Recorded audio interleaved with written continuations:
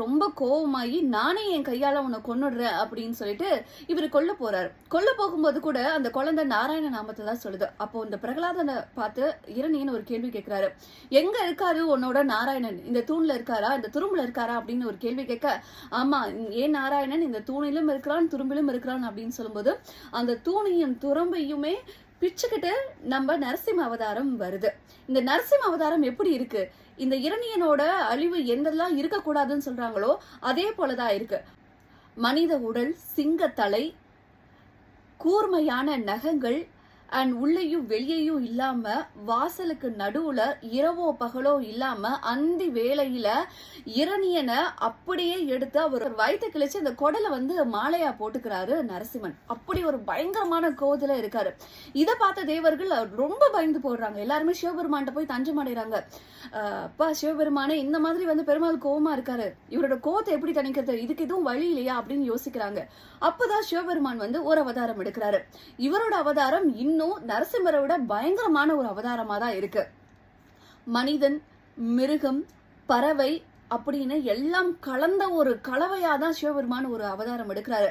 அந்த அவதாரம் எடுக்கும்போது கோடி பிரகாசம் அவரோட முகத்துல தெரியுது. அண்ட் தங்க நிற பறவை போல ஜொலிக்கிறாரு. அதுவும் பாத்தீங்கன்னா 2 கை மேலையும் 4 காலு கீழையும் அவரோட அவதாரம் இருக்கு. இதை பார்த்த எல்லாருமே அப்படியே கை எடுத்து கும்பிட ஆரம்பிச்சிடுறாங்க சிவபெருமான. ஆனா நரசிம்மரும் இன்னும் கோவத்துல இருக்காங்க. அப்போ இந்த சரபேஸ்வரர் அவதாரம் எடுத்த சிவபெருமான் ஒரு பயங்கரமான ஒரு சவுண்ட் கொடுக்கிறாரு. அந்த சவுண்டை கேட்ட உடனே நரசிம்மர் அவரோட கோவத்தை மறந்து மறுபடியும் பெருமாளா மாறுறாரு. சோ நரசிம்மரோட கோவத்தை தணிக்க எடுத்த ஒரு அவதாரம் தான் சிவபெருமான் அவர்கள் சரபேஸ்வரர் அவதாரத்தை எடுத்தாங்க. இந்த பிரசித்தி பெற்ற கதையோடு அமைஞ்ச ஒரு கோவில் தான் கும்பகோணத்துல இருக்கக்கூடிய திருபுவனம் அப்படின்ற ஊர்ல சரபேஸ்வரர் அப்படின்ற இந்த ஆலயம் இருக்கு. இந்த ஆலயத்துல சிவபெருமானோட அவதாரமான சரபேஸ்வரர் இருக்காரு.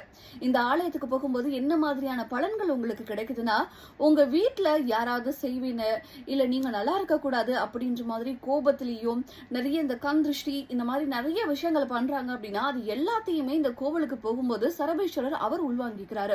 உங்களுக்கு எந்தவித செய்வினை பிரச்சனையுமோ எந்த ஒரு பிரச்சனையுமே இருக்காது. கடன் தொல்லை இருக்கா, சரபேஸ்வரர் கோயிலுக்கு வாங்க. இந்த மாதிரி யாராவது உங்களுக்கு கெட்டது செஞ்சிருக்காங்க இல்ல நீங்க அழிஞ்சு போகணும்னு நினைக்கிறாங்க அப்படின்னு நினைக்கிறாங்களா, சரபேஸ்வரர் கோயிலுக்கு வாருங்க. ஞாயிற்றுக்கிழமையில தான் சரபேஸ்வரருக்கு இன்னும் விமர்சையான நிறைய பூஜைகள் நடக்கும். அதுவும் ராகு காலத்துல ஞாயிற்றுக்கிழமை 4 மணிக்கு மேல.